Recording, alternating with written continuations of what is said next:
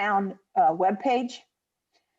And you can get that off of our website. Is that correct, Gina? Did I say the right thing? Gina's not with us. Oh no, she's still Oh, here. yes, she is. It's actually our YouTube channel, and it looks like we are live on YouTube now. I see it on the top. Okay, it does say we're live on YouTube, so. And it is embedded on our homepage on our website, so you were correct. Okay. I said something right for once. I'm going to do one quick text to Bill. This is just not like him at all.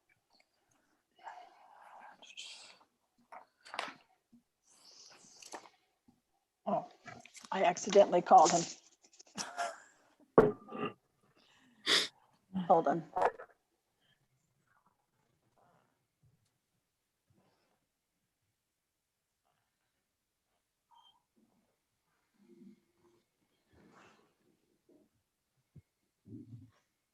I've got to lose 40 pounds.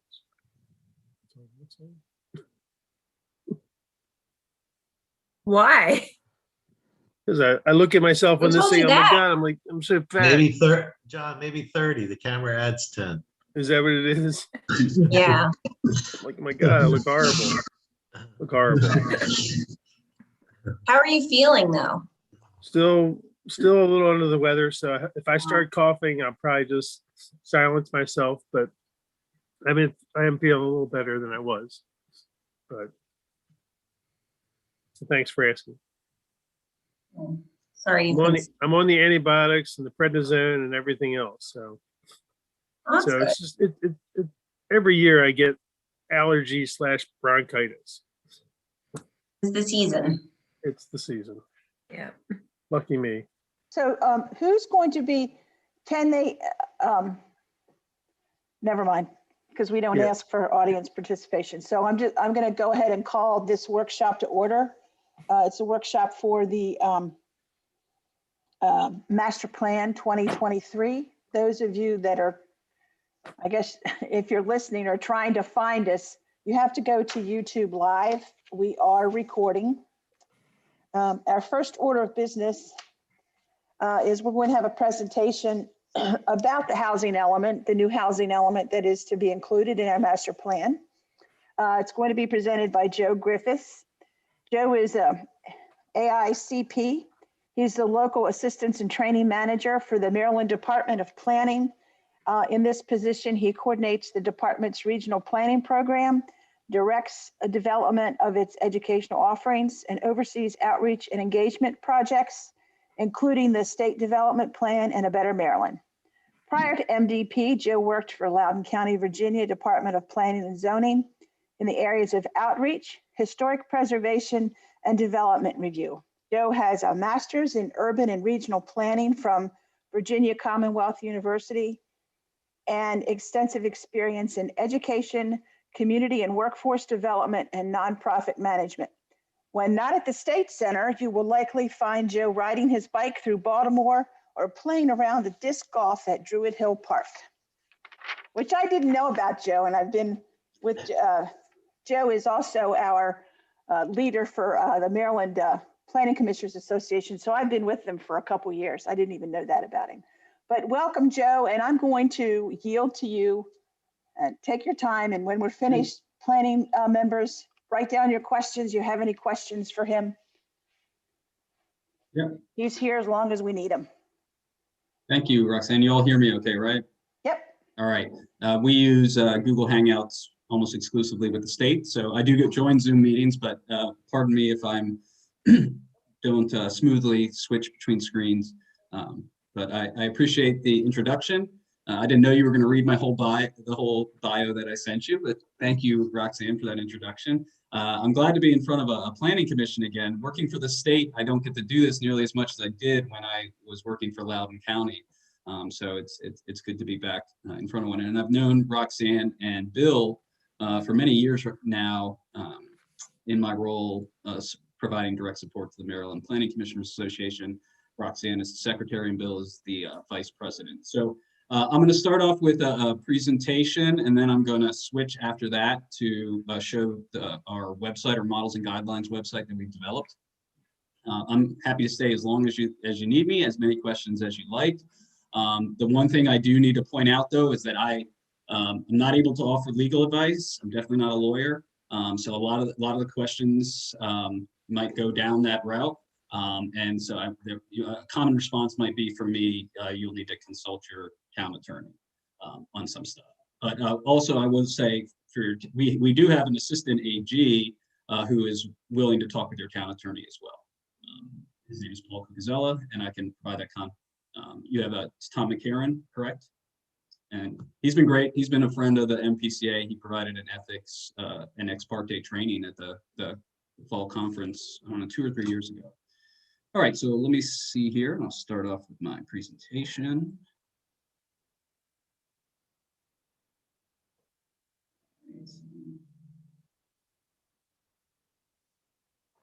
Okay.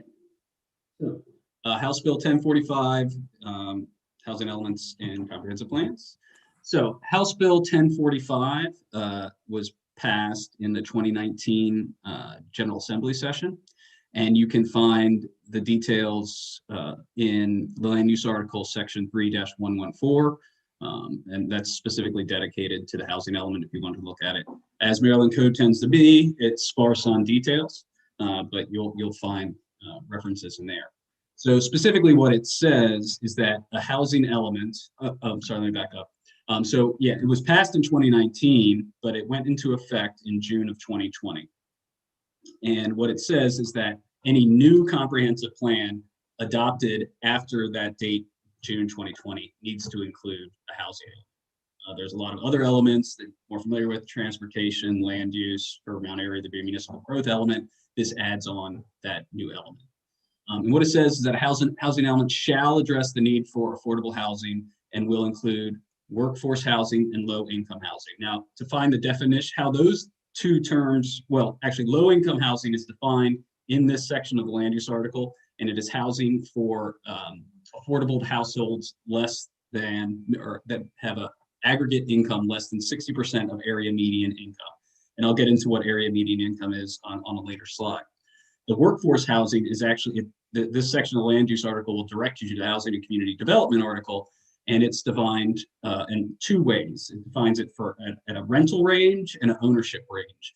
The rental range is 50% to 100% of AMI, and the workforce ownership range is 60% to 120% AMI. It gets even more complicated because it says for those areas that are designated as Maryland Mortgage Program target areas, which is a Department of Housing Community Development program, it's 60% to 150% for workforce homeownership. You don't have to worry about all those details, but I just wanted to give you an overview of those ranges. We're going to look at how those ranges play out for Mount Airy later on. And then it also says that a housing element may include goals, objectives, policies, plans, and standards. So what is area median income? A lot of you probably know this, but I'll just still go over it, shorthand AMI. This is calculated by the U.S. Department of Housing and Urban Development annually, and they assign an AMI. They use ACS 5-year estimates to calculate what they call income, the AMI in income limit areas. Now, income limit areas they're usually based around metropolitan areas or regionally. So Mount Airy is actually split between 2, and I'm going to get into this later. I know you all know how unique Mount Airy is. It's probably why you live and serve in Mount Airy, and it's split between multiple counties, but it's even more unique because it's actually split between income limit areas. So it is split between the Baltimore metro area, which includes Baltimore and all the surrounding counties, Carroll, but it's also included in the DC metro income limit area, which includes Frederick, and then, Montgomery, Prince George. I can't remember them all, but that one goes into Virginia. A lot of income limit areas, since they're based on metropolitan areas, will cross state boundaries. So you have one, it's like the Wilmington, Delaware one includes parts of Maryland, but also parts of Pennsylvania and parts of Delaware. And these are updated annually. The new ones just came out for 2021 earlier this month, and the area median income is essentially, when you think of area median income, approximately, not exactly, 50% of households will have an income an aggregate income higher than that, the amount than the AMI, and 50% in that area, that regional area, will have it less. And rural counties will not, since they're not in the metropolitan area, will have their own. So a Caroline County will have its own AMI. But then HUD will assign AMI to all, it's the same AMI for any jurisdiction or municipality within that income limit area. So the new ones, again, just came out in April, earlier this month. For Baltimore Metro is 105,000, and for DC Metro is 129,000. I want to call, this is a general caution to all jurisdictions that use AMI as like be all end all. I know it's how it's defined in this law, is that it's not necessarily reflective of local income, right? So if you think of, say, municipality in Frederick, a smaller municipality in Frederick, that the average household income for some of those smaller municipalities is probably not going to be 129,000. Yet it's still considered, that's still the AMI for that area. So you don't want to be over reliant. It's not, I looked specifically at the 2014 to 18 ACS American Community Survey income ranges or income, median income for Mount Airy. Mount Airy is right there, more kind of right in between the two of Baltimore Metro and DC Metro. But I do want to caution that even though the law is based on AMI, it's not necessarily a reflection of what the AMI is, the average income is in any given municipality. Okay, so here are the Mount Airy ranges of AMI based on HB 1045. And again, very unique because you are split between two AMIs. And I want to just bring this to your attention because it's something this is something you probably do want to discuss with your town attorney, but how you address the requirements of HB 1045 when you have two distinct AMIs. That's venturing into the realm of legal advice I can't give, but I still want to point it out to you and something you need to consider. So if you have your AMI here for Baltimore and DC, right, low income means that the housing element requires planning, including plans and policies and standards for low-income households making less than 63 for if you're using the Baltimore AMI, or 77, then the workforce. I'm not gonna go through all the ranges, but this is the kind of how you would want to think about it. And we do recommend as part of your housing element that you call out these ranges based on the AMI. That you look at the AMI, and this is all available on the housing models and guidelines data dashboard that I'm going to show you that we developed. So this is all available. I will say we haven't updated the AMI ranges based on the new 2021 data since it just came out. Right now, currently, our AMI calculator, as we call it, on our dashboard based on 2020. But in the next couple of weeks, it should be updated to include the 20. And these are the 2021 data. So you just won't find them on our dashboard. So yeah, so we recommend that you include these ranges in your housing element, and you also, as part of the planning process, you consider your supply of housing at various price ranges meeting these income levels, right? So the idea of the requirement here is that we understand that affordability, or we didn't create the law, we didn't write the law, but the law, it understands that affordability varies by jurisdiction, it varies by region. So since AMI changes by region, by jurisdiction, therefore the affordability needs when it comes to housing also vary. All right, I'm gonna go a little bit over the process, or now I'm gonna shift to our development of our models and guidelines, how we went about it, and then I'm gonna show you what we've developed.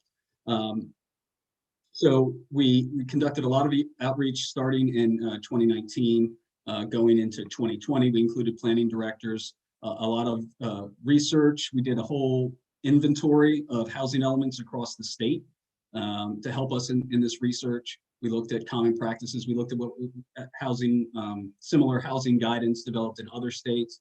We developed a stakeholder group that had local, state, and organizational representatives. I'm not going to go over all of these, and if you all are interested in me sharing this presentation with you, I'm happy to do that. Here's just some of the input we got from those representatives. They talked a lot about the benefits of affordable housing to the economy and communities in general.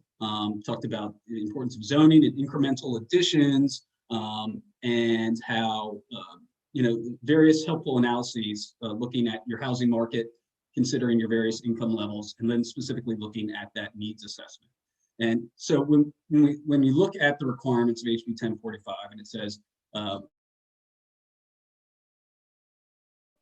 at the various income levels, we consider that this needs assessment. So that's why we suggest you look at the ranges based on AMI, consider your supply of your housing as part of that housing element. Okay. The models and guidelines, and again, I'm going to show this later on. It's broken up to various portions. We have an introduction. We talk about housing planning, what it is, why it's important. We have 3 self-assessments I'll talk about.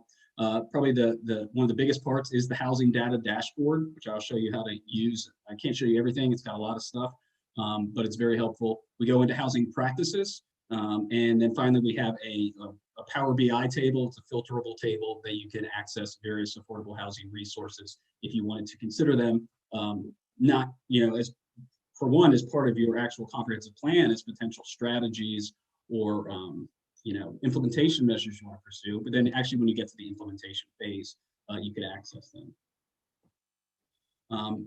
So we developed 3 self-assessments that we think would be, we consider definitely beneficial at various stages of the planning process, that jurisdictions could use to spark local dialogue with various stakeholders within the department, within local government, talking about your housing vision, analysis, and your housing policy, and then when you get to implementation and regulation. I'm not going to go over them right now, but I will show you where they are on the website. So they're just good things to spark dialogue, get you thinking about what your housing needs are and where you might want to go. All right, this is just a screenshot of the housing data dashboard, but I'll show it to you later. Housing practices section, probably our longest section in there. It gives you a model housing element development process. So it has like 5 or 6 steps. It's just a model. It's just a way to think about how you might want to go through the process. It shows you how you might want to, or ways to interpret the data that's on the dashboard, other sources of locally generated data, but it also includes economic and employment data sources that you might want to look at, because obviously these are all connected. It talks about how you should consider and include in your housing element what existing programs exist. These could be programs that are implemented directly by Mount Airy, by a county, or even by local community development corporations or other organizations. You definitely want to include that, that analysis of what already exists. And then it also includes example goals, objectives, and strategies. And again, all of these are examples that you could consider. And something I meant to say at the beginning and I didn't say now is that I'm going to say now is that the housing element and the requirements, none of them direct how a jurisdiction goes about it. Right? There's certain things you need to include, but how you go about it, what you decide your policies are, how you're going to implement them is all decided locally. And that's the way all of the elements in Maryland comprehensive plans are presented.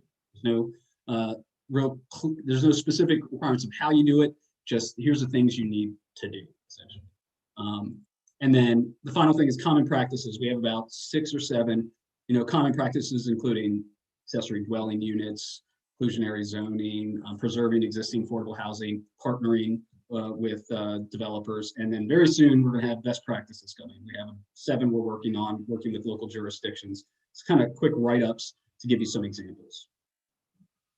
And then finally, I mentioned the affordable housing resources, the filterable Power BI table. You could look at various forms of financing assistance or technical assistance. And there are various categories you can sort what you're looking for. And then it has links and information about each. All right, so this isn't a finished product by any measure. Probably the main thing we're working on right now are data additions. DHCD, the Maryland Department of Housing and Community Development, a few months ago, finalized its housing needs assessment for the state. if you're interested in looking at that. It breaks it down to the census tract level, and they created 2 indices, one for renters and one for homeowners.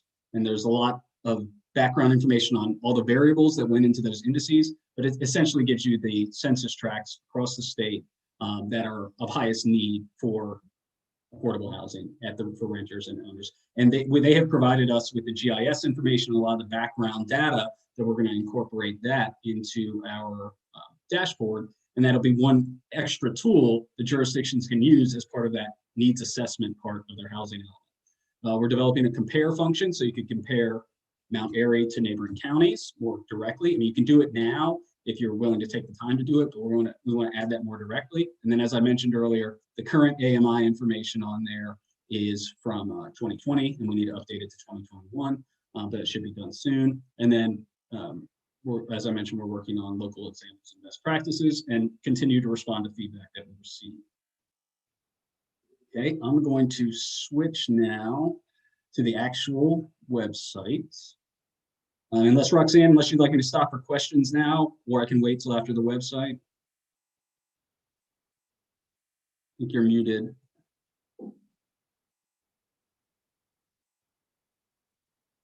You're muted, Roxanne. Sorry. Does anyone have any questions now, I guess? Okay, we'll just continue on, Joe. I'll power on. Okay. There's Welcome, Bill. There we Welcome, go. Bill. I'm sorry, folks. I've been struggling to get on for 15 minutes. Hold on. Are you seeing the website? Yeah. Okay. So we're limited in how fancy we can make our websites at the state. So, I'm sure you've seen much snazzier websites. The whole state is updating its website template sometime this year. So it'll look nicer in the future. So there's just a little introduction. Talks about the organization and phasing. Housing planning talks about why planning for affordable housing is important. What does it contribute to the community? It goes into a thorough description of HB 1045. There's a lot more information in there than I was able to share today. If you're interested in looking at what it actually requires, what it says, and then the more thorough description of area median income and how it's determined. And just, lots of different aspects of it. Let's see here. Self-assessments I talked about. All right. So we have, for example, housing visioning.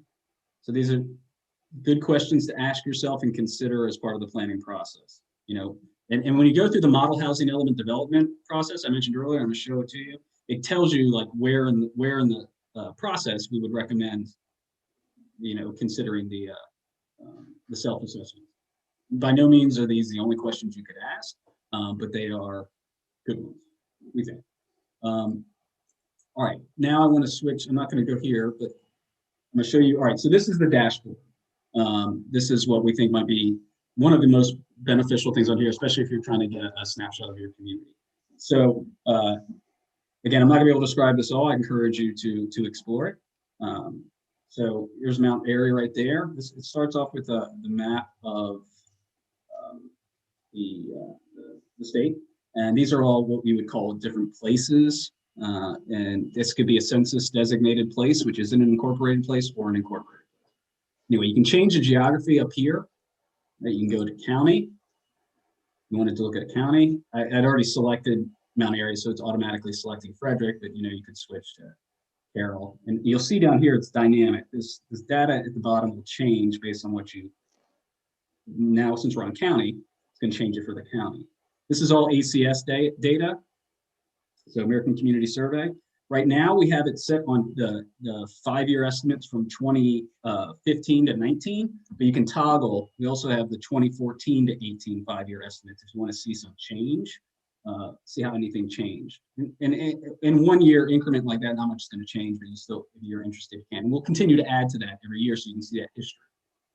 Let's specifically look. It does go down to the tract level if you want to look at census tracts too. But we'll just look at place right now. I'm only saying that because I was clicking on something there. Yep. So here's Mount Airy's 2015 to 2019 ACS data. Not all of it. I'm going to show you. You can export reports that have a lot more information. We thought we brought out the key, big, most significant or most used housing data to consider.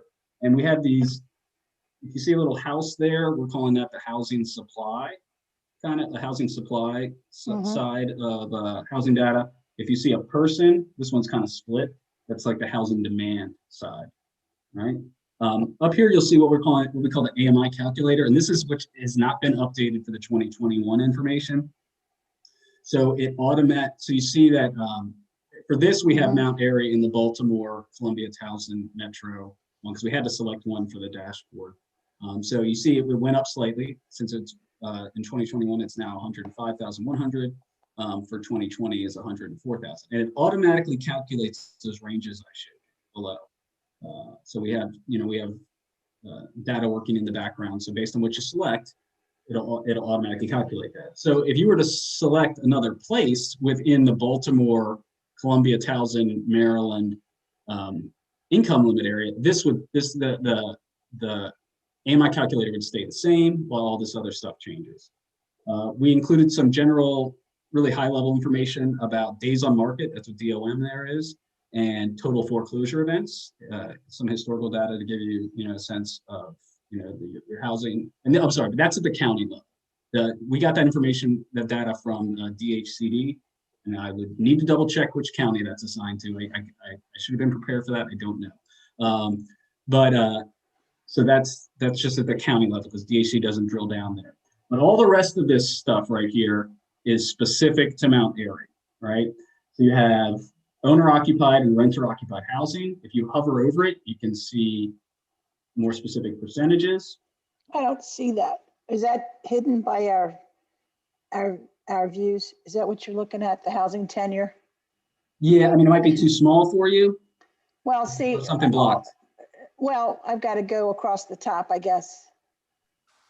Well, let me know if I can display it any differently, or I can zoom in. Hold on.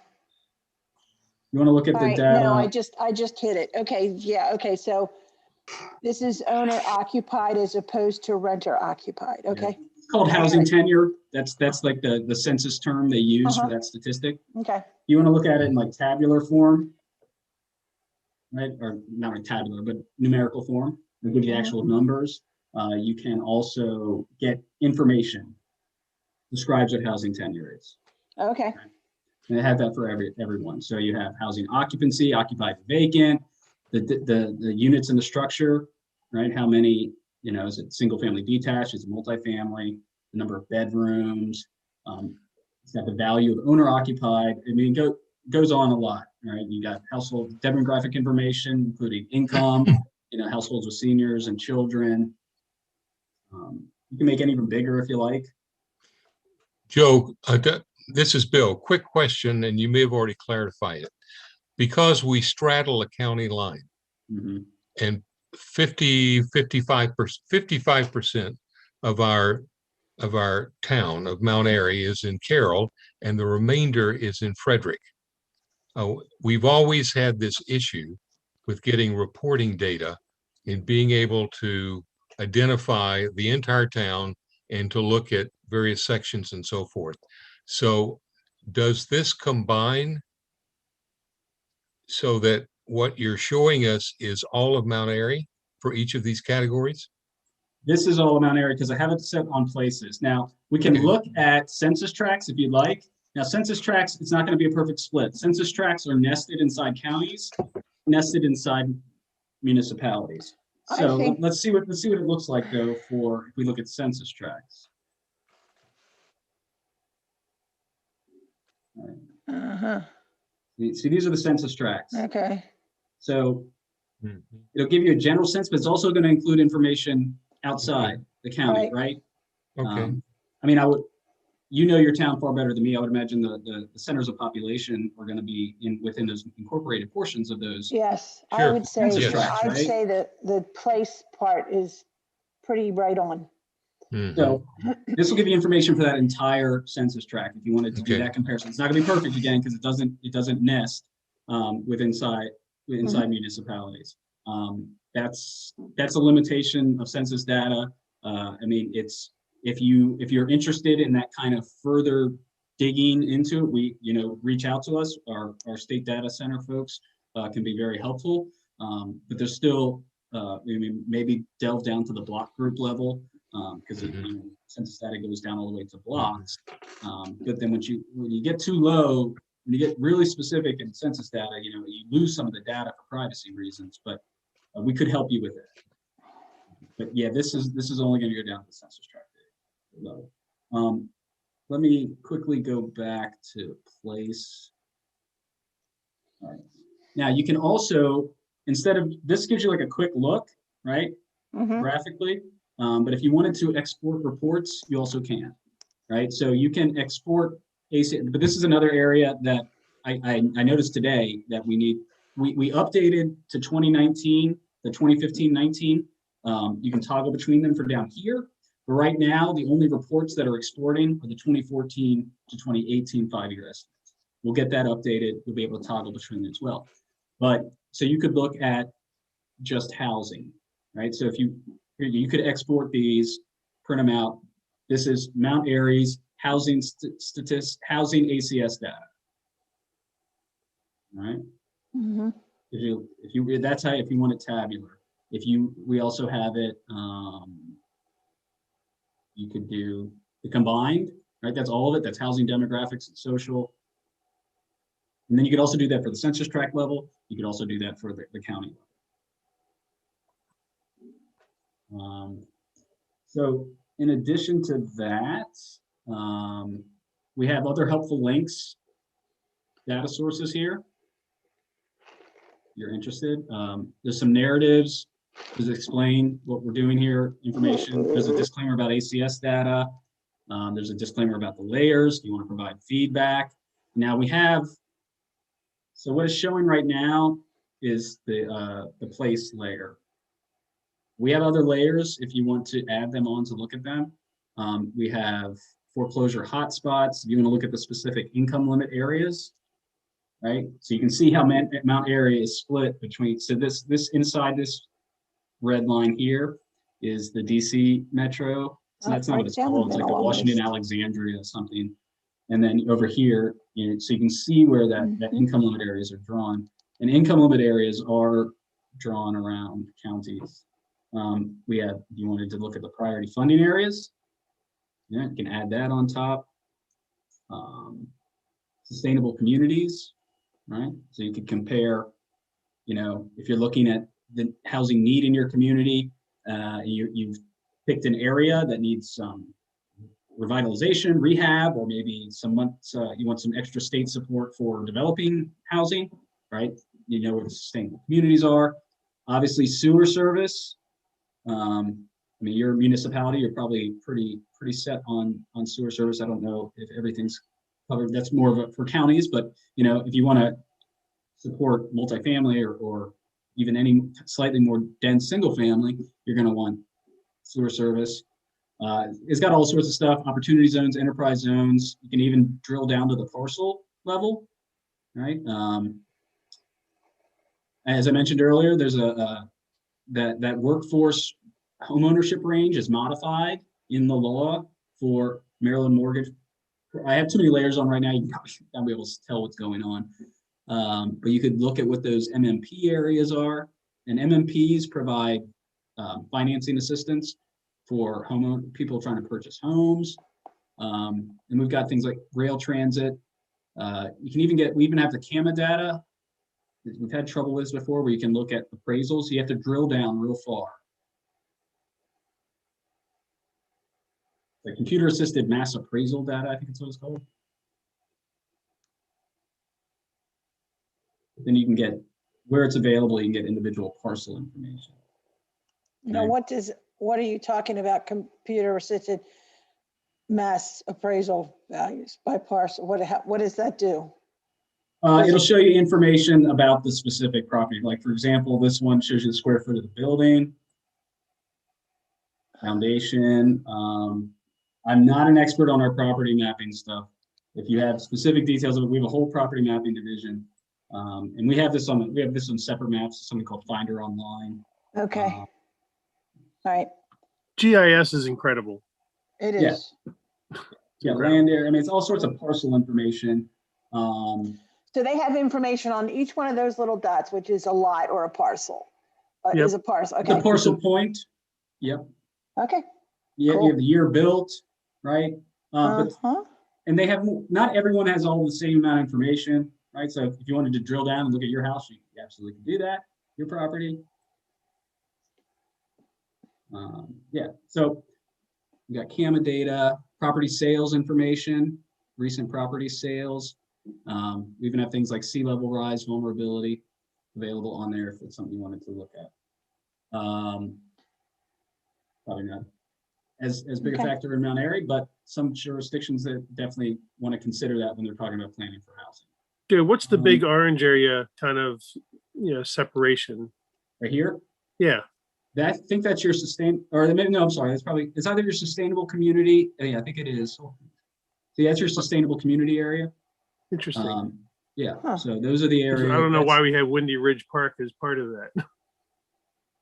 Which is the big orange chunk in the top northern section. Yeah, Yeah, that's like our 85-acre park. Well, there is some park development funding that may be available through sustainable community funds. And Okay. sustainable community fund, well, it's a program directed by DHCD. It also opens up funding from other programs as well. So Okay, so there you the go. orange, I'm sorry, so the orange areas that are showing are possibly funding from the sustainable communities, okay.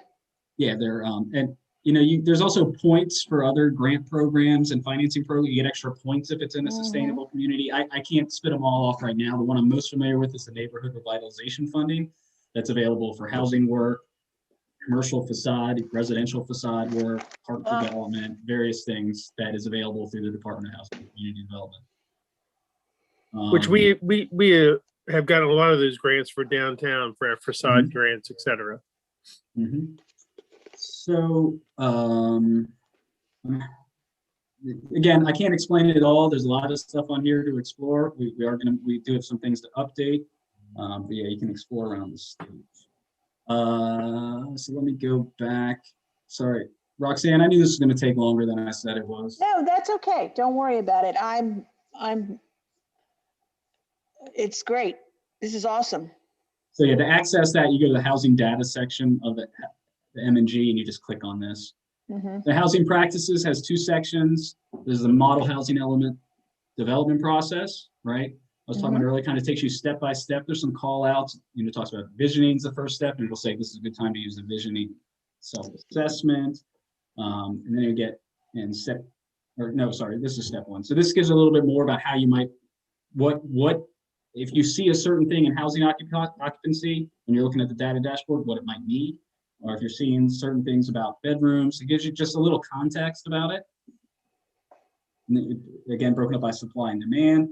And then it tells you what other information is included. Because again, there's a lot of employment economy information that you can get in those exported reports that I showed you that's not available on the dashboard itself. We'd just be too busy if we put it all on there. Step two goes into other data to consider, right? There's some labor data in here, occupational and wages data. There's a jobs to housing analysis example given. This is for the Richmond, Virginia region. It's more a regional thing, but it still gives you an idea of if you wanted to compare your job growth, where you're growing in jobs to, how that might impact the kind of housing you need. We have our placing jobs M&G is an M&G models and guidelines, what this is, but for economic development planning.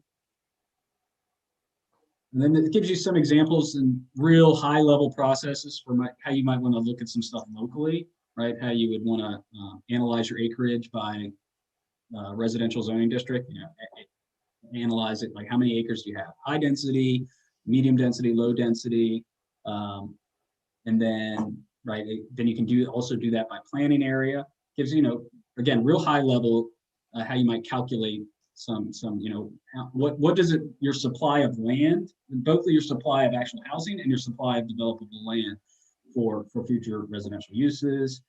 You want to consider your assets and opportunities. Of course, any community should consider, the historical nature of its community, the community aesthetic, how it wants new development to connect and be, accommodate and reflect the history and the development patterns within that community.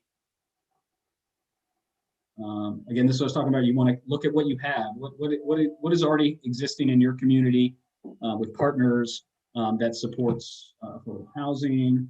There's other national housing organizations here that might be, and then the final thing are just those example goals, objectives, and implementation strategies. If you're like, just want to maybe spark some ideas, right? We're not saying that these should be your strategies. That's all decided locally, but we thought we'd provide some examples there if you're looking to try to develop some of those in your housing.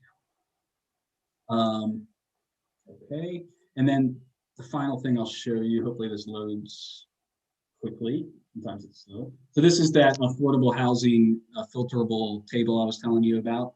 So you can, you see it goes on for a long ways, goes and goes and goes and goes and goes. But say you were looking specifically for grants, right? I want to look at grants in the category of, I hope I pick one of those actually, some of these categories won't bring as much back.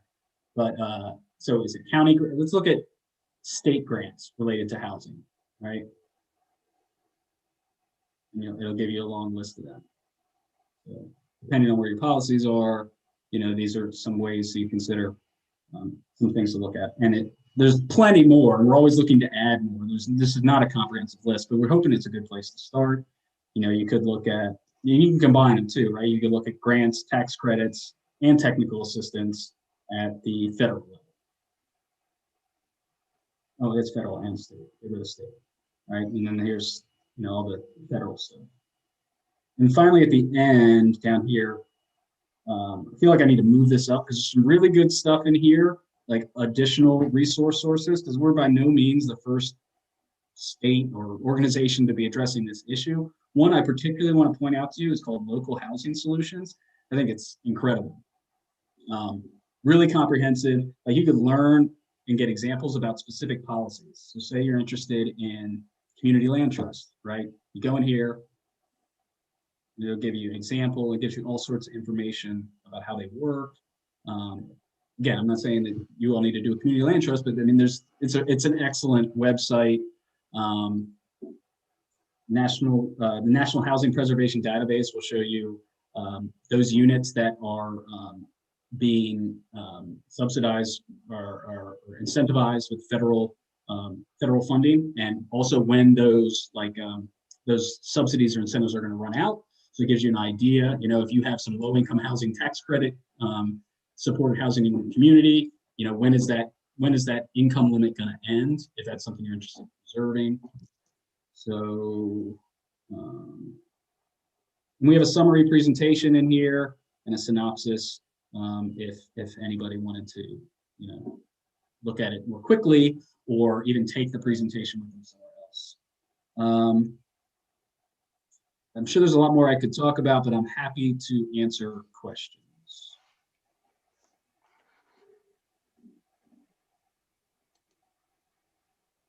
Well, anybody have any questions? It's just a lot to look at. It's kind of like a kid in a candy shop. I That's know. amazing. Joe, you may have already summarized this while I was trying to get on, but at a bare minimum, in terms of including the new Maryland housing element as a requirement for our comprehensive plans, at a bare minimum, what does that mean? And how does that translate into the new section of our master plan? And let me go back to and I think I described this before you got on, Bill, as is commonplace in the Maryland Code, the housing or the element requirements. They're pretty sparse on details. So this is the main thing right here, that it shall address the need for affordable housing and will include Actually mentioned community land trust. An workforce housing and example of low income. something one could do. There's various income ranges there. I'm not sure, I'm showing you now. Well, you might want to mute yourself before you walk away. Wait, are you all seeing the presentation or am I still showing the website? No, we're still seeing the website. Okay, my Yeah. apologies. I'm sorry. Let me catch up here. There we go. So when you say There we bare go. minimum, this is the bare minimum, right? Housing elements shall address the need for affordable housing and will include, when it's addressing that, workforce housing and low income. Okay. And there's those specific ranges. Mhm. And you'll see that, like, you look here, right? These are the different AMI ranges Okay. for each. So, bare minimum, again, you're starting to get into the legal question. I can't really give legal guidance on how Yeah. you interpret the bare minimum of what the code is saying. But our recommendation, after looking at this, is that, you look at the AMI ranges, and you analyze your housing needs based on those AMI ranges, right? Is our housing supply and our future housing growth going to meet those needs based on those Okay. ranges? All right. Super. And so it actually says housing element may include goals, objectives, policies, plans, and standards. You can interpret that as not required. Mhm. As a planner, I don't see how you have a housing element or you describe housing in your plan without having Right. goals, objectives, policies, plans, and standards. But the bare minimum would say you don't need it. Well, and that would be consistent with the way we've addressed the other 12 points, Mhm. in each of our plans. Yeah. Okay.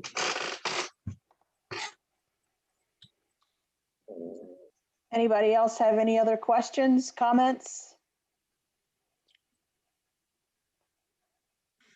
Roxanne, is Yeah. there, based on all this data that we now have available, is someone gonna decide what information is the most important and who would do that? And do we need to just start looking at all of the reports that we can pull ourselves, or Well, what? we're the ones that are responsible for this. It's a part of the, we have to include it in our master plan. So we need to discuss how the process we're going to go about determining how we're going to do this. Okay. I mean, And, one you know- approach might be that we start to create an outline of just basic information that describes our market. And we make sure that we pull the correct information for that. And then we all look at it and we discuss it and we say, okay, what other aspects, what other perspectives would it be valuable to also pull out? And then we do that until we get to a point where we can say, here's how we think we want to draft, the preliminary section of the 2023 Mount Airy Comp Plan. Okay, there is one question here. How did you get to the last webpage Joe showed affordable housing, the one that he really liked? The resource table. I think that's what he's talking about. So if you go to, Yes. here, how about I drop the M&G in the chat, the URL? Where'd the chat go now? It's down there. You might have to go to the bottom of the screen and click on chat and it'll open the box back up. Yeah, when I present like that, the normal screen like disappears. You may have to stop sharing. Okay, I can do that. Again, I'm much more familiar. Oh wait, it was just right there. It popped down. All right, well, I can still do this and then I'll share again. So I'm just dropping this in so people can have access to it. Well, and here's my one big question, and it might not be able to be answered, is there's not a set percentage that we're trying to hit. It's not like the state is saying, you need 5% of low affordable housing to be part of your master plan. We're just sort of trying to put the element into the master plan or a comprehensive master plan. There's no set percentage that the state's gonna crack down on us if we don't meet a goal. Is that correct, Joe? That's correct. That's correct. This is, there's Something we just have to look at and sort of try to implement if we can. absolutely. And again, when you're talking about, you get into the details about the requirements and what do we really have to do in the end, I have to send you to your attorney. I understand. So, I have a Leslie question. does have a question. oh Leslie? yeah, go ahead. So Joe, looking at the place where you have all the tables and the diagrams, and there was when I'm looking at a separate computer now, so I can actually Okay. see it because I think it was hiding under us. So for example, so this is Mount Airy, right? So where it says, for example, gross rent as percentage of household income. And there's, it's under us, but it's all the way to the right. So it says 47.9%. I don't know if that means that's the percentage of renters in Mount Airy, but so No. there's, No, There's only 10% renters There's in only Mount Airy. 10% renters. so I don't know what the I realized I had in my notes to say this at the very beginning and I didn't. The standard for housing affordability is 30% or less. right. So that's what this is saying. But So my question to you is, according to this document, we have greater than 30% housing burdened renters. for renters, Okay, correct. this Correct. right now. Exactly. Okay. That's what that is saying. And that's Right. ACS estimate, right? I mean, that's not 100% like 100% factual, Right. But And it's that's- ACS estimate, So correct? that's probably something that we would want to look at when we're looking at this Mhm, element. Mhm. mhm. And I had, I had another question. Oh, I know, my other question, and I think you kind of answered this earlier when you were going through, well, there's so much stuff, which is amazing. So there's, in a sense, there's financial incentives because there's all these potential grants that we can apply for depending on, what part of the town we might be looking at developing or whatever. Is that accurate? Or? Absolutely. Yeah. I mean, some of the grants are specific or the loans and stuff are specific to housing. Some of them, housing is an eligible project, right? So yeah, but absolutely, yes.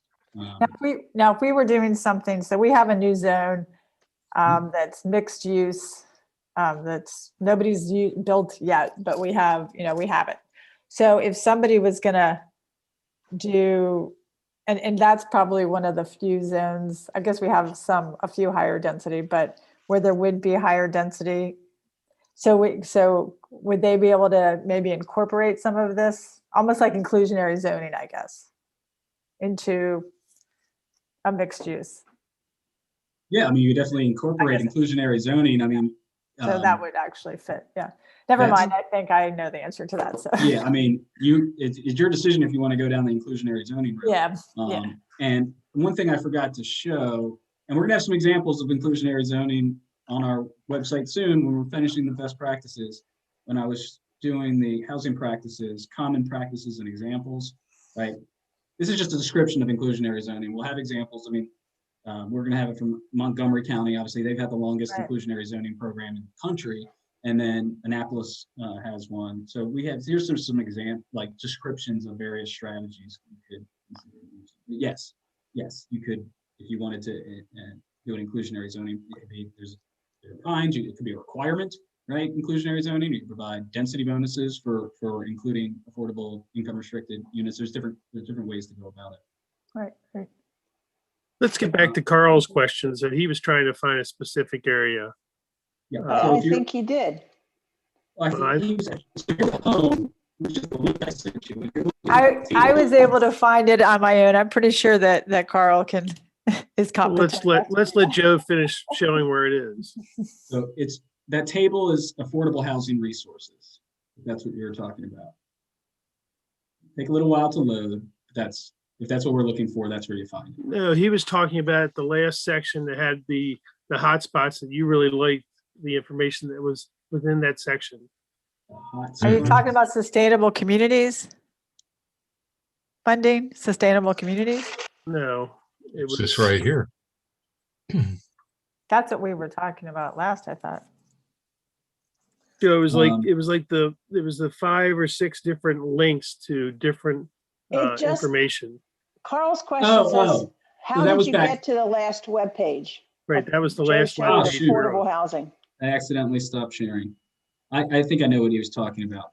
Yeah, The everything's hidden behind the toolbar here. sorry. No.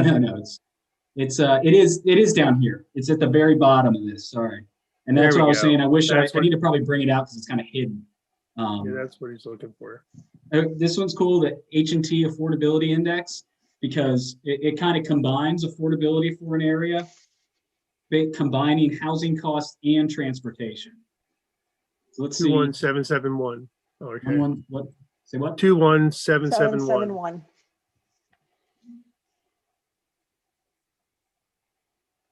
I'm not an expert on how this works, but I'm gonna say that I used to. There's the zip code, right? So I don't remember exactly what this means. I'd have to look at it, but it's interesting because it's obviously affordability is not just housing, right? If it costs you could move to where there's affordable housing, but if you're spending a certain amount of your income on transportation to work, then that kind of That's not it counteracts that affordability. So this takes into account both of those. It's not produced by us, but so that's anyway. There's just another cool one in there, I think, especially if you like maps and thinking about.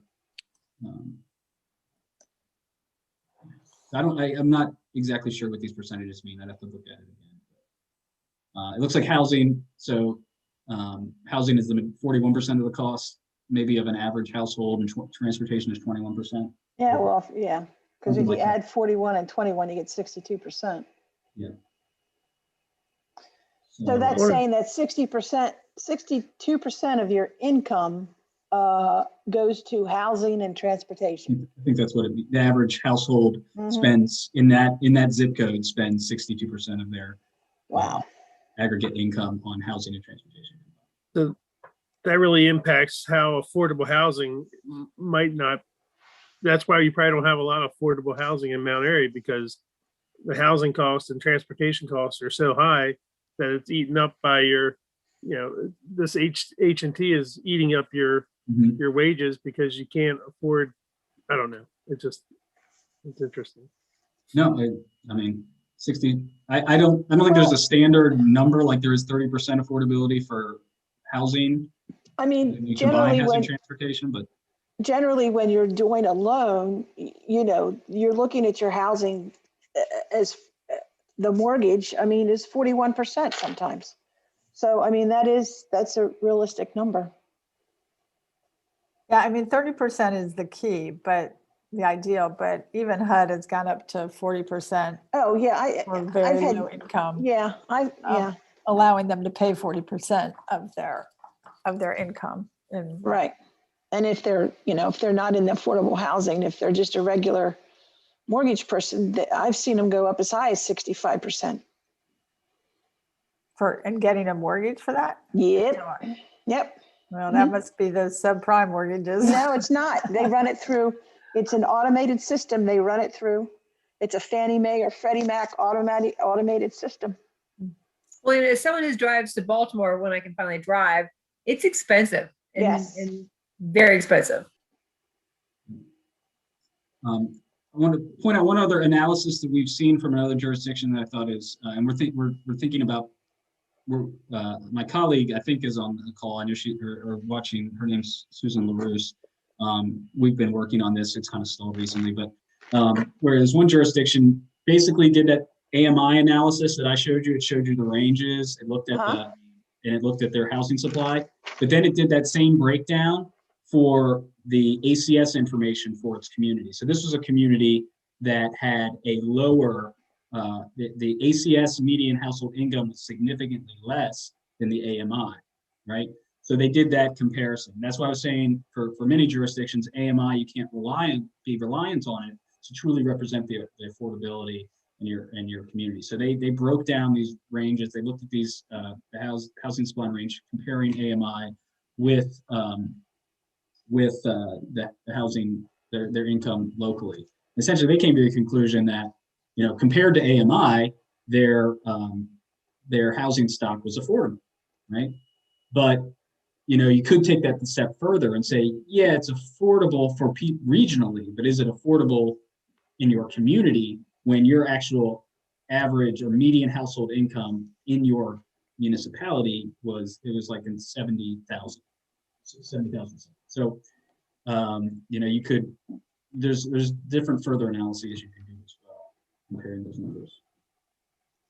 Joe, one question is your PowerPoint that you gave us initially. I don't think you sent that to us. I didn't, because I finished it today. Okay. Well, great job. But I I'm didn't know happy if to you- send it to you. Yeah, I can would do love that. it. Yeah, it couldn't hurt. Thank Yeah, you. you know, I'll send it to Roxanne or however you want me to Send it to John. Send it to John. Okay, It'll I'll get send it to lost. John. Mhm. Yeah, because I have standard presentations, but I wanted to do that breakdown of the ranges for Mount Airy, and I just. No, I like, yeah, that's really interesting. But I do want to stress, I mean, again, you're in a unique position, but Mm-hmm. that fact that you're straddling income limit areas, Mm-hmm. I would talk with your town attorney about that, Mm-hmm. because I would say that the code is not very clear on how a jurisdiction in that situation addresses the requirements of this bill, at least from the analysis side. Right? Mm-hmm. A lot of your policies and standards and objectives could be the same, but when it comes to how you actually analyze it when you're splitting a income limit areas, you want to talk to them. And again, if you would like to talk with our assistant AG, happy to connect them. Well, and my answer to that question might be that we go in the middle, you know, and sort of blend the two. Mhm. That could be one possibility. Right. I mean, I would think that might be the balanced way to do it, but I'm not sure. I think we need to do a farther deep dive than just that. I just think we need to look at, because that's for up to 2019, correct? So I think we need to look at the housing and what the median housing is right now, because it's different than it was in 2019. What I'm thinking my gut tells me that our household income is actually much higher than what that chart's saying for Mount Airy. I think we have a lot of people that that work in Washington and live in Mount Airy. And the reason they do is because it's cheaper than Montgomery, and Yeah, but I think what Joe is saying is that the AMI is not just Mount Right. Airy. So exactly. That's why I said I think we need to do the ASC breakdown as well. Look at the ACS. Yeah, look at ACS. bring What out is that what does that demographic, stand for again? export that demographic and economic tables from those reports, and that'll give you a lot more Mount Airy specific income data. I just brought up What was I mean, you were- ACS again? Because my Sure. brain. it's the American Community Survey. There it is. It's completed by the Census Bureau, and they do it in 5-year estimates. So, you know, the numbers that came out last year were the estimates over the years of 2014 to 18, and the estimates came out this year are the estimates from 2015 to 19. So Okay. it's hard to directly compare them per se. So like, Mhm. because obviously the 2015 to 19 data has 4 of the 5 years in that average or that Mhm. estimate is also included in the previous year, right? Previous, So yeah. mathematically, you can't directly compare them. It'll show slight trends, but if I talk to our demographers, they're like very cautious about Mhm. statistically doing a direct comparison. Okay. I'm showing on the screen. I know you all are saying like what we do next was, I mean, you might already be past this, but I definitely recommend looking at the self-assessments to get you thinking about some stuff. You know, kind of where are you now? Where do you want to go? This is the first one, the housing visioning one. And then, yeah, the housing policy. Once you get it further along, you want to use the others. This is engagement. Yeah, you can, is that part of the, you can send that to me. Well, it's all in that website. It's on that website? You go right here, On the housing. self-assessments. Yeah, that's what we Yep. need. Okay, You got one thanks. for vision. Here's the one for analysis. Mhm. And then, yeah, the final one is for housing regulations Implementation. and implementation. Okay, And maybe we'll put that on our next workshop for next month, I possibly. Or if we think want to start that's looking at a it. great idea. Well, again, Roxanne knows how to get in touch with me. Roxanne's never been shy of getting in touch with me. So and I'm sure she's not going to get shy in the future. I want to say that a lot of work went into this, and a lot of work's supposed to go. We had a great team. All of the individuals in my division lended a hand. Stakeholder groups, other state partners, and it was so a lot of people helped with this. We welcome feedback for ways to improve it. We know some things we want to do, and it's ever evolving. But we hope it's helpful. Well, Joe, I thank you a lot. I think this goes to show that we are not alone, that there is a definite resource. Like I said, when I first started in planning, oh my gosh, I was just like, where do I go? And there weren't any classes. I didn't know the resources. And Joe has done a lot to help with that. And the resources and the regional directors that he has that will help. So we can reach out to them anytime. And I think that they're a wealth of knowledge and kind of ease my mind a little bit. So I appreciate you coming, Joe, and spending the time with us. Yes, thank you so much. Very informative. Yeah. And folks, there's another resource that's going to be available this year that's hosted and provided by MPCA. And that's at least a 3-workshop series on all things related to comprehensive planning and putting together a very solid, very effective plan. That's one of the goals of MPCA this year. And they'll be spaced out every 2-3 months, but there'll be 3 of them.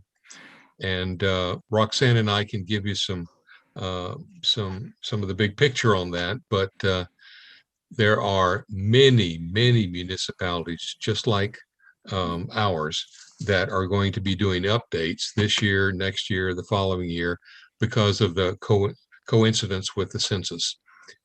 So it made sense to offer that. Right. So, Joe, you're free to stay, leave, whatever you want to do. We're just going to continue on with our meeting, our workshop. But like I said, once again, thank you so much for being here. Yeah, thank you for having me. I'm probably gonna step off because I was working right up to this and I need to eat and stuff. But You need to get ready for tomorrow. yeah, we got an MPCA executive Yeah. committee meeting tomorrow, so I got to get ready for that. Okey Well, doke. I'll call you when we go for the golf course design. Yeah, disc golf course. I should have said that. The other requirement of a housing element is that you build a disc golf course. Put a disc golf. Every jurisdiction. Every jurisdiction. All right, thank you. Thank you. Okay. Yep. All right, there we are. Good. Okay, we're back to normal. Wow, my mind's full. It's nice to know that we have that resource. So before we continue, we were going to start on chapter 5, which I'm glad that he did that because the municipal growth element was new the last time we did the master plan. But before we go to that, did anybody have any thoughts or anything we needed to add to chapter 4 or go over on chapter 4? I didn't put that on the agenda. Okay, well, I had so is mentioned that at the end, so. But we can, if there's comments or suggestions, you guys can forward them to me and we'll, I thought we went fairly smoothly through that chapter. But I'll do some reviewing of the comments that were mentioned. So. in So, the midst of- excuse me, John, I'll ask this question of you. Oh, and you're having a coughing fit. I'm sorry.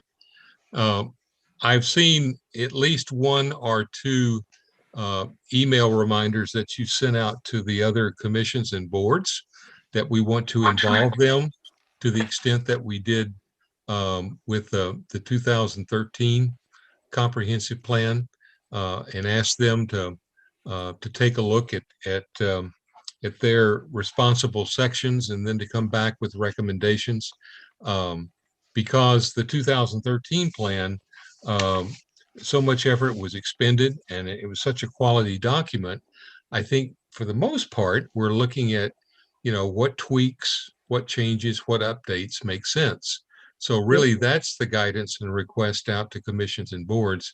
But it's really important that they realize we really do want them to be responsible for taking that in-depth review and getting back to us with their recommendations, especially, as we're starting to work through chapter by chapter and issue by issue. Yep. So Streets and Roads have gotten their copies. They picked up the copies and I dropped off copies of the 2013 master plan that I'd made for them to mark up, and it has the matrix in the back with the Good. divided up agencies. Good. And Streets and Roads, I think, is on the books to come and talk next month, or the following month, depending on how we get Cool. through chapter 5. Yeah. And then, of course, economic development is also gearing up. So yeah, we're working towards trying to get Great. those commissions to Great.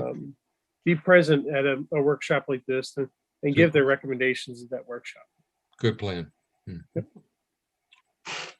So the first thing I want to do is go over the available land inventory. The first chart, I guess, the infill development. Are you going back to chapter 4? No, I'm on chapter 5, page Okay. 86. Okay, you said a map. I wasn't sure. Just to make sure. I said map and I meant to say chart. Okay, I'm sorry. no worries. So some of these things were changed, were done. If you look at the map, Right, like Windy Ridge was RE and now that's Conservation Park. right. Some of these, if you notice, for instance, the Runkles property, the current zoning, it stayed basically the same. So the only Roxanne, ones. one second. Deborah, can we let Councilwoman Pam Reed back into the meeting, please?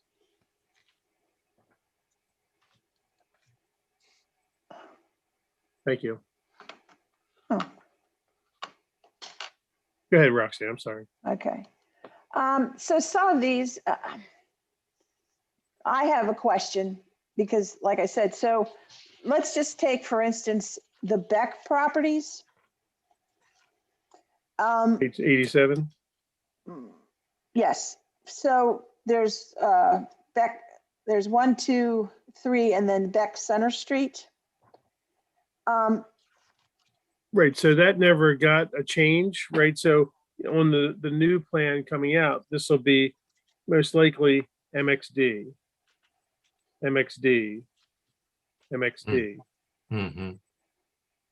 Right, Okay, because remember, well, you might not remember, but we hadn't passed MXD yet, so we couldn't change Mhm. those. right, Mhm. right, In the prior plan. Yep. right. So, And I even noticed in this inventory, like Rigler property wasn't even listed because I went looking for it this morning and it wasn't listed.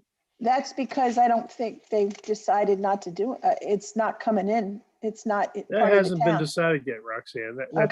that's still up in the air. But But I'm just noticing it wasn't in the chart. It's labeled in our future annexation, and it's also labeled in the other map as an item that's to be Okay, annexed sorry. into the town. So it's Right, just right, funny it how was to in the make it onto the annexation. list. I'm sorry, just talking, I couldn't Yeah. hear you. Sorry, it was in the it's in the annexation. I just want to know which volume of something should I be looking at next? We're looking we're looking at the chart on page 86 and 87. Or I don't know if your pages are the same. It's the available land inventory. Inventory. The Mhm. chart. In the new copy of the book that I gave you. Thanks. So my question is, we knew that, like Leslie said, we didn't have this MXD. So Mhm. these properties will more than likely be rezoned MXD. Does that mean that they have to come in and request that rezoning, or will it automatic, or do we just put it down as a new zone and let them come in at that new zone? No, I still think we're gonna have to discuss all the requests that have come in. Okay. Parcel by parcel. I'll give a report with some background information and potentially what the town staff recommendation is. And then you guys will discuss it, and then we'll move forward with recommendations to the town council. Again, some of these properties, like you're saying, the Becks have spoke out to me about, the process and how to get into the MXD. Again, that's sort of why we tailored that zone. Yes. Leslie? Yeah, and I don't think somebody needs to formally apply. Like, I think that the town can actually say that we would recommend it. So, but as John said, the owners have actually, I don't know if they've made it yet through the plan, but they've made it, or through this process, but, so yeah, I think that we can do that. Just like with annexation, we propose, like, Right. we propose what we want it to come in as. We, the planning commission, do that. Right. So what other infill development areas that aren't listed on this master plan do you think that we need to look at for 2023? I guess the only one, well, no, so yeah, everything I think, except for the only one that wasn't on there was the Wriggler when I went down through here. The majority, I mean, the Frall not Frall, the Craft property is, I still think, a possibility, along with the couple properties on Prospect Road, or I'm sorry, Buffalo Road going out of town. Yeah. I mean, I think, and I still think we would leave the Harrison Shear in there, because ultimately, I still feel Well, like, we're talking about annexation. I'm talking about the infill properties within the town limits right now. Are there any others that we need to look at? you're saying with what the zoning might be, you're saying? Yes. Mhm. Yeah, no, the only one, of course, was Wriggler, because again, it wasn't on this list. The current zoning in the county is zoned agricultural, right? But I look at what we're proposing zoning down through here. It looks like that potentially should be R2. If I look at a lot of these other properties that have come in, and where it's located, and I think, well, somebody's asking another question.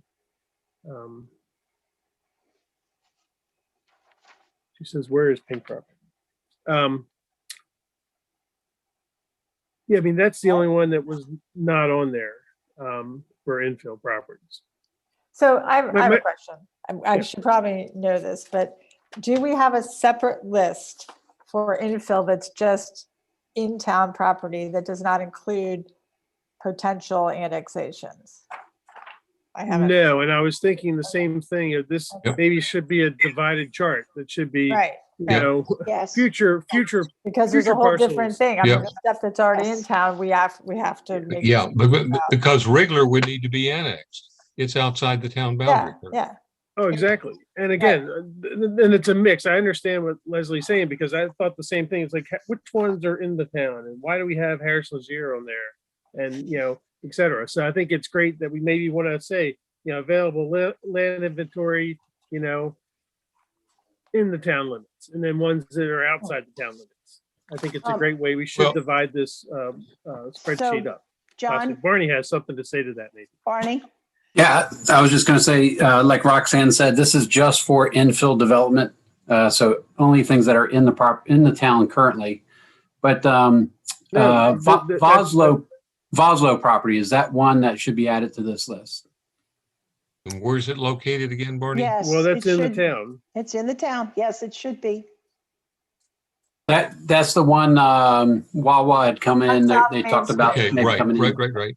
Right. Okay, right. But again, some of these properties are on here are actually outside of town. on Right, this infill that- thing. that- So I think exactly. separating them is a Well, smart. basically, you've got infill and you've got adjacency. That's right. Exactly. So- But yeah, Bosley, thank you, Barney. I didn't check that one. Sure. So, And like Harrison Ligier, that's the one portion that's in town currently. Town, So that's not the right. big property. Okay. That's right. just the 7 acres. Okay. yeah, yeah. Well, then I couldn't find. So this is all infill. It's inside the In the town. town. Oh, Yes. so But craft we is- don't, well, we don't that's, show anything that's outside the town on well, this that's in portion. the annexation. It's a separate chart. Correct. Right. Exactly. Okay, Which is So I right, was which is, surprised my that- bad. Yeah. Thank yeah. you. that's You're okay. confusing us, John. Yeah, I'm sorry. That's okay. That's okay. Yeah, if you look on the, yes, this chart should only have Infill Mount development. Airy, town of Mount Airy present in it. These are the infills in the town of Mount Airy. Thank you, Barney. Now, somebody asked where the Pank property is. Right. I think that's Pam Reed was asking where the Pank property is. And if you No, look it at, was, I thought it was That was Carl. Carl. oh, not Carl. me. Oh, okay. So the Pank property is at the end of East Ridgeville. They have a large parcel that backs up to the playground. It has access to Twin Arch Road and also to the, I don't know if it has direct access to East Ridgeville Boulevard behind Five Guys. Is where Pank owns. Okay, And he did reach out. Currently, they have a driveway there with a gate that goes into that property from there. Yep. And he From, did just Twin recently Arch, reach out right? to me. Go ahead, Roxanne. go ahead. No, I was saying he did just recently reach out to me, wanting to find out. He wants to be able to develop his property, and he's like wants to find out what is it that the town wants. Do they want more industrial? Do they want more residential? And again, so that would be one of the properties I'd be bringing in front of you for potentially suggestions. And I'm not sure what else to say about that. So, I mean, I was reached out by him to say, you know, he was curious about, he wants to develop his property. All right, And well, what does- it's zoned industrial right now. Right. Correct. Right. And does the town want more industrial lots or do they want more residential? The problem is you're accessing on a road that already has a failing level at a major intersection. We really need to sit down and talk about that one because yes, that's going to be there's going to have to be some mitigation done there by the developer so that the traffic, because like you said, that traffic there is horrible. It's failed traffic. But knowing that possibly at one point, I think if we remember the Kaz brothers, he wants to open up Century Drive so that it makes a big circle to come back onto 27. That would help. Wait, eliminate he who? the The Kaz brothers. Kaz brothers. Okay, Kaz Brothers want to open, Okay, so if Century- you go down You want to Century extend Drive, Century Drive. oh, you mean because of the east side property? right, Right, so that's Beck property right there Right, where the right. Century Drive stops. Right, He but isn't envisioned- that wasn't their idea. That was already on that plan, wasn't it? It's the planned major street. It goes Yeah. back two plans. Yeah, Yeah. yeah. The So they idea. didn't make that up. I mean, Well, he suggested it a long time ago Yeah. too. I remember him talking I about just, it. the need keeps increasing. Yeah, so, you know, So can anyone think of any other properties that are infill that are not on here? We've identified Rigler, we've identified Voslo. The regular should not be on here because it is not in the. I'm sorry, you're Yeah, right. Right. That was my fault. Yeah, take off regular. But all the You would- rest of these properties are,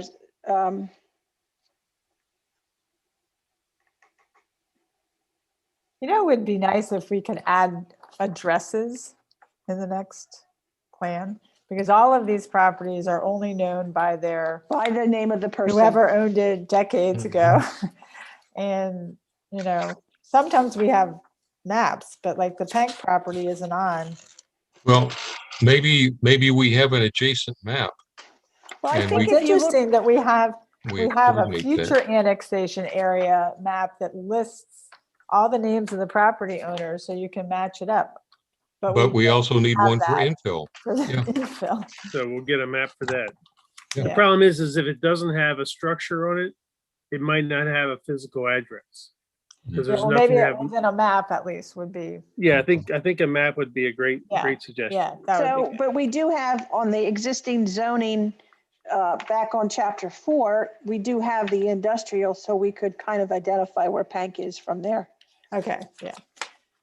We could. Yeah, I was just looking for an easier way. but yeah. right. Well, I think if you look at Twin Arch Road, if you go back, I'm sorry, I'm switching to the existing zoning map on 4, in chapter 4. Page. Existing use of land, you mean?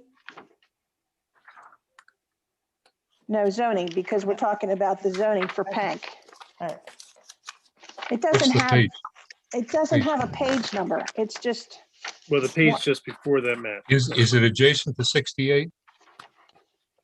Existing use of land? 82. If you go to 82, page 82, okay, the next thing is the vacant land inventory, which would also show the Pank property. Yeah, that's probably the That's most the- consistent one with that list is Yeah. that vacant land inventory. Right, so we'll look at that one where it says industrial. And if you see,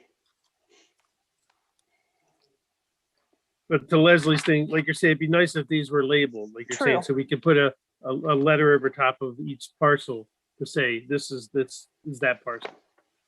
But yeah, Correct. that's great.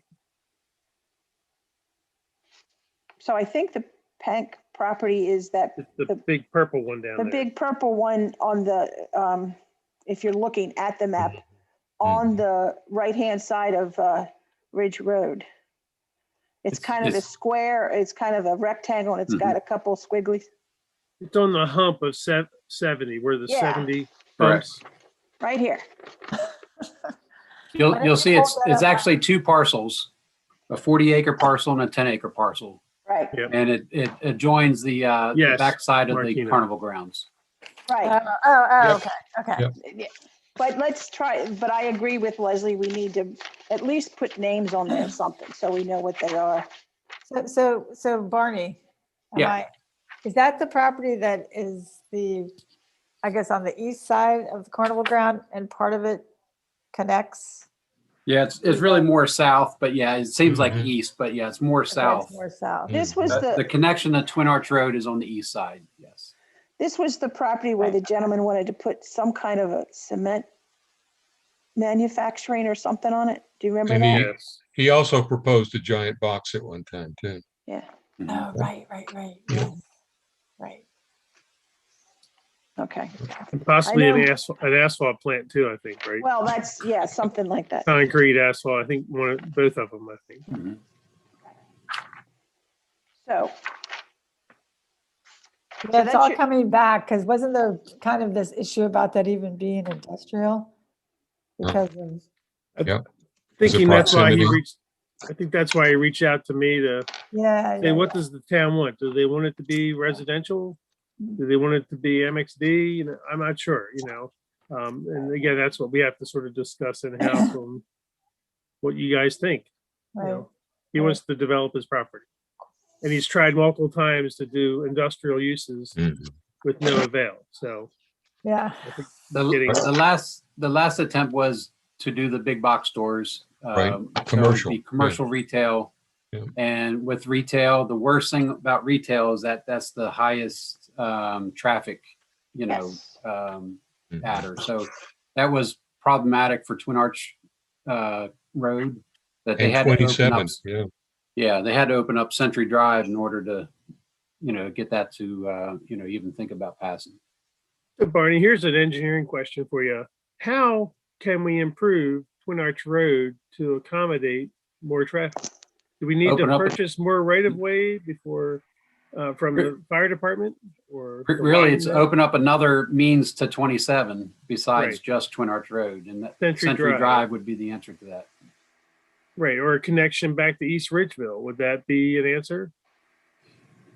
It Or could be. some- That A parcel? that connection was removed at the last master plan. Uh-huh. Mhm. And I think it had to do with the steepness of the hill and the existing residential there. Yeah. Bill, I'm going to yield my gavel to you. I'll be right back. Okay, not a problem. Not a problem.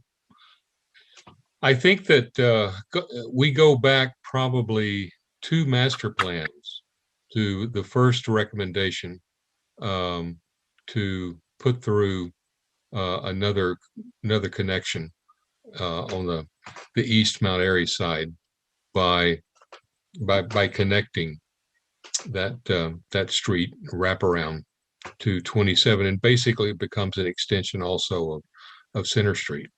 Yeah. Well, if we play our cards right, we could actually, that could be like Century Drive extended ultimately, or Yeah. East Ridgeville possibly going through there. I mean, it would go through an industrial park though. Well, I mean, the reality is that Twin Arch and 27 is one of our 2, heaviest impact intersections, and has been for several years. And we continue to gain density and traffic volume on Twin Arch Road and basically on the east side of Mount Airy. So we've got to sit down with Streets and Roads. I mean, it's got to be considered. We need to try to disperse that growing impact of traffic. You have a third connection also planned in the master plan to go to Watersville eventually. Right through. So the that would give you a middle third property. connection to 27, Mhm, per our master plan now. mhm, But that's probably way out in the future. mhm. Okay, so I had a question. Where does the property, it's called Pleasant something, and it's right next on Twin Arch. Is that in town or not? What are you looking at? No, I just had someone ask me about that, and I think it's right next to the Pank property, maybe on Twin Arch Road. There's a single parcel there that's in town. It's a residential parcel. Is that what Okay, you're it- speaking of? It's I like think the house so. up on the right. Yes, Like after that's you go it. to the, yeah. Yes, That's kind yes. of connected to Pank and the fire department's carnival ground. Okay, that's what I'm asking about. Is that considered in town, and what's the zoning for that one? Sorry, I can't find That's- it here. Pretty sure that's RE, the zoning, but I'll look. And it is in town. Thank you. And it is zoned R2. Thank you. Yep.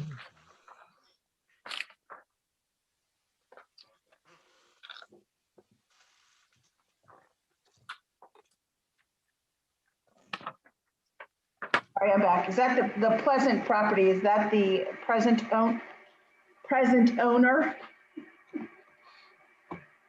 Do you know, Lindy?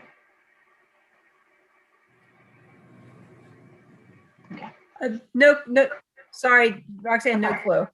Okay. All right. Okay, so John, if you can, hopefully by the next time, get the list of infill that could possibly, I'll label that map to sort of give Yes, you a please. better thing. please. Yep. Okay, Roxanne, also, I think it's a very basic consideration. The essence, the purpose, the intent of Chapter 5 of the municipal growth element is over the next 10 years, in terms of projected growth, projected development, what do we see in terms of change, expansion? Are we advocating it? Do we think it will naturally occur? What's our thinking on that? That's the purpose of this, to present that. Part of that is infill. Part of that is possible consideration for annexation. Part of it is finally given an 8 to 9 year delay in implementing the two districts that we jumped on rather than further delay the 2013 plan, and that's OPE and MXD. And heaven forbid, but if we feel the need for any other districts, the question becomes now we're maturing as a small community. How much growth do we see? How much growth is needed? How much growth makes sense? Otherwise, what other types of development or reinforcement and maturation of what we already have makes sense? Well, and to Bill's point, when I was looking at the existing zoning map, I see, do we want to label something instead of like we have conservation, right? Or we have a conservation, or no, we took that off of there. Like the parkland. Do we want to designate parkland as an individual zone, or do we want to leave that as whatever zone that park is in? Say Windy Ridge or Vest Pocket, or do we want to sort of single them out so that they sort of are more present? well, I think under the existing use of land, we have the open space and the public use. So if we want to identify some areas as future open space and public use, I think we need to do that, because I think we need to do that because our open space, we don't have enough right now. So we Right. really do need to identify. We're under ratio. Yeah. Right. Mhm. Is everybody in agreement with that? So is the question whether we identify infill to stay open space or what? No, our park areas. We want to label our park areas. Okay, our park areas, but our park areas are already open space. But what Roxanne was just saying is we need more open space. So we should be identifying future open space. What is a plan B to Harrison LaShire? I don't think it's not the part that's in the town. Yeah. Yep. How could you accomplish the ratio that's needed of open space to population without additional annexation? That's the bottom line question. Which was why I brought up that question, because nobody wants their property Annexed as So the parkland. town would have to be purchasing the Mhm. property. Mhm. So in order for us to recommend something annexed in as future open space, we would have to be, I think we'd have to somehow in advance be acknowledging that the town would be purchasing it, because if not, you know how these, No, a you recommendation know how they flip doesn't out have though. to be that. They flip out when you start messing with the zoning. And especially if it's considered to be down zoning, then they're going to start stuff even before they're annexed in. So I don't think that's something that you do lightly. I think we make sure that you have a mechanism in place to acknowledge that they're going to be compensated if their property has to stay as open space. Well, why don't we I start agree by that we want reaching open out to space. Parks and Rec Okay, and asking for their recommendations? sounds good. Yeah. This is actually really good because we can actually give them each assignments. Like that can be a part Exactly. assignment. then we had the streets and road assignment and, so. Well, Yeah, I mean, I agree. don't disagree, Bill. I'm just making Yep. the point that, Yeah. you know, Well, I agree with Leslie that as an owner right next to the Beck property and all this, I'm very concerned about how it's gonna be zoned or downzoned. So I agree with Leslie.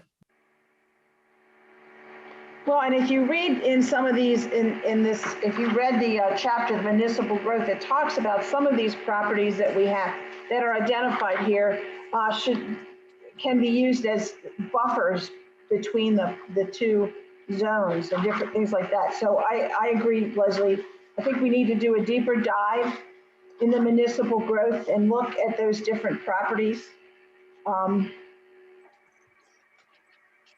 It was talking about, if you look, the land area needed to satisfy demand for development at densities consistent with the long-range plan, it's page 90.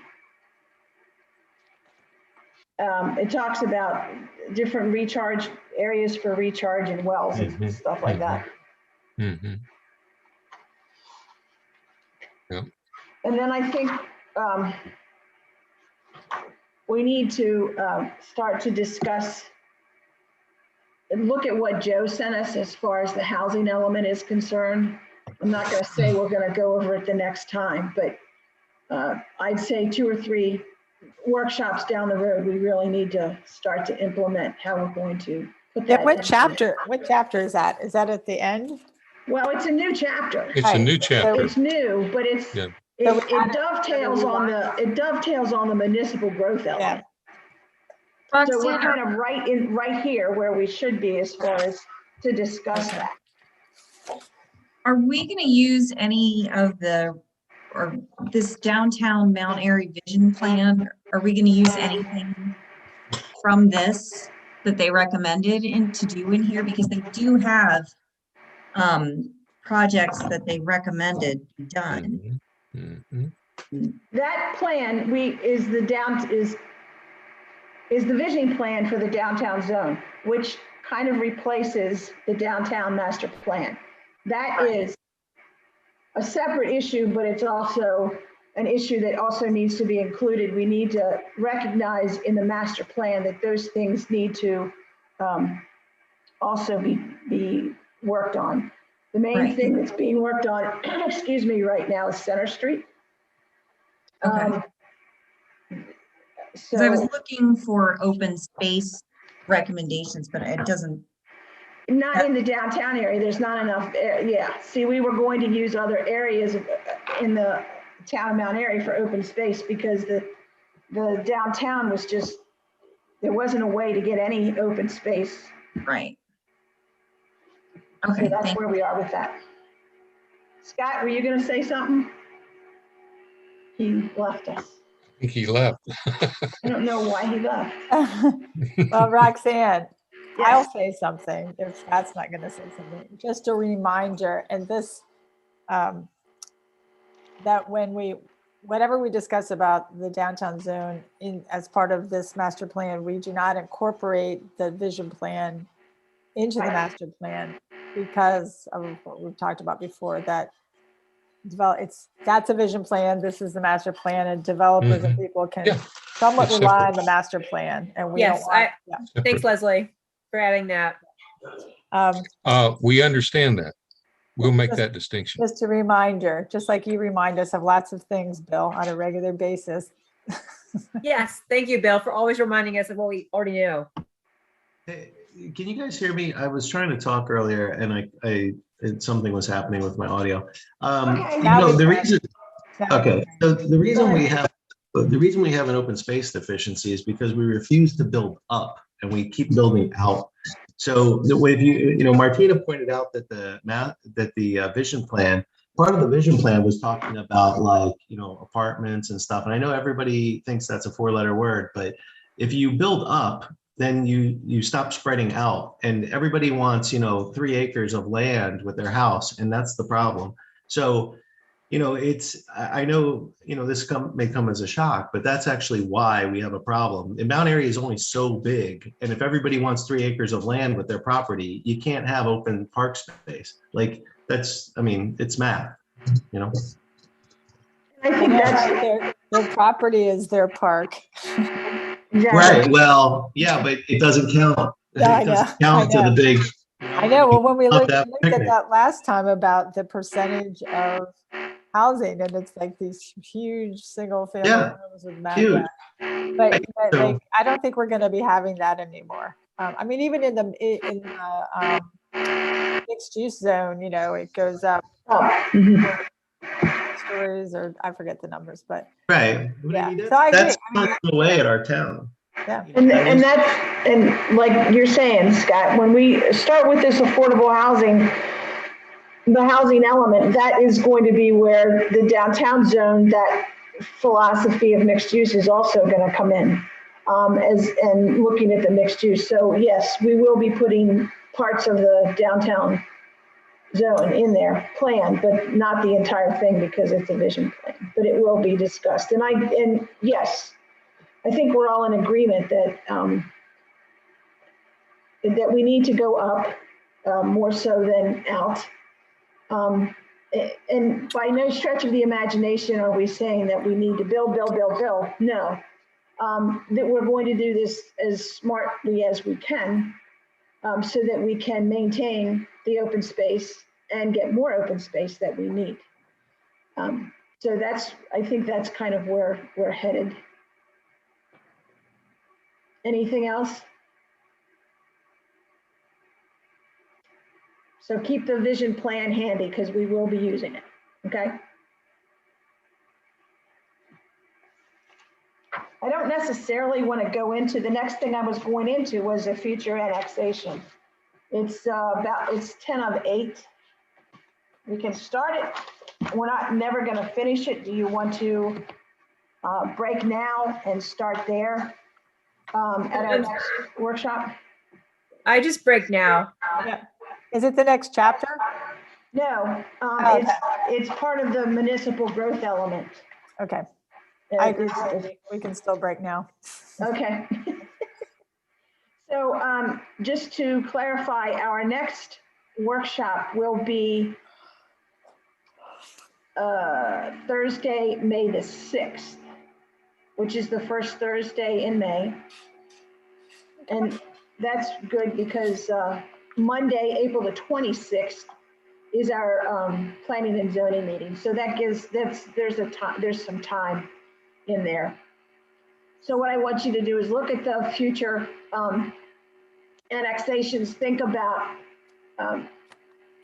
your suggestions for future annexation, and also start looking at the first set of questions for self-analysis that Joe had on the that was on the website, self-assessment. What are you saying, Leslie? We're all gonna do our self-analysis for next meeting. Yeah, we're gonna get on the couch. We're gonna have somebody analyze. It's gonna take me longer than an entire month to do that, I can tell you. But I gained a lot of knowledge just by Joe going through that. I mean, I've seen him do it one or two other times, but every time I see it, the better. So that's It's a awesome. treasure trove. It's a treasure trove of information. Absolutely. There's just so much stuff that we can do to help ourselves and to help the town to do the things we need to do that we haven't even touched, which I think is awesome. And I think we can lean on them even more. So I'm wondering, does it make sense for us to, each double back and take a look at more in depth and playing with that housing element info and those charts and graphs and database? Or is that something that we space out over time because it is so broad and deep? Well, I think the first thing is for everybody to kind of play around in it themselves and look at it. And we're going to start with the self-analysis, so you can start there. But there's a lot. I love the charts. Can't remember even the name of it, where it showed the different circles of where we're 82% this, 92% that. I really enjoyed looking at that. I think it's the dashboard, or Yes, it is the something like dashboard. that. And, you know, I guess we need to address with Tom how we're going to determine. I think once we start the analysis, keep in your mind how we're going to determine for the town of Mount Airy, those different, the affordable, the low income and the workforce owner and the workforce renter, where our numbers are going to come in. We have the one set of numbers, but we've got the two sets of numbers, and I don't, you know, how we're going to determine just one set for the town of Mount Airy. So we get Yeah. less complicated. I mean, it's going to be complicated no matter what we do, but to get it the least complicated, I think we need to come up with one set of figures for the town. Let's see. Anything else? John, okay. Any other questions about the workshop? Anything we've discussed tonight? John, do you have any questions or comments? No, the only thing I would say is, yeah, my only thoughts are that I think next month that we'll probably, I mean, I don't know if we'll get through all of chapter 5. You think next month for the workshop, should I go ahead? I mean, and just make it chapter 5 and we try to get through that?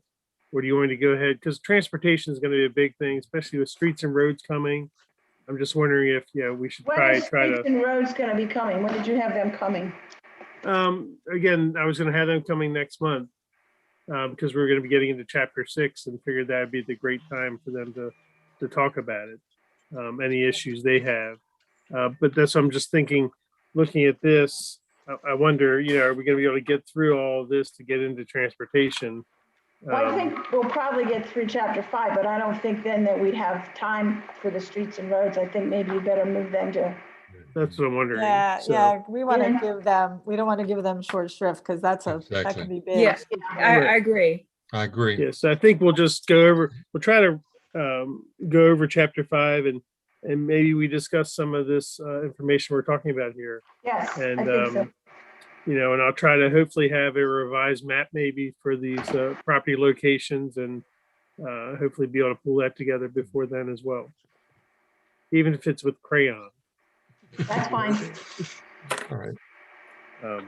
Give us the Because crayons, again- we'll color by number. Because right. Carroll County is the one that makes all these maps for us because they have the GIS department and we Right, don't. exactly. So I have to reach out to them and for availability, hopefully they'll be able to possibly pull that together. I'll have to talk to Sandy tomorrow.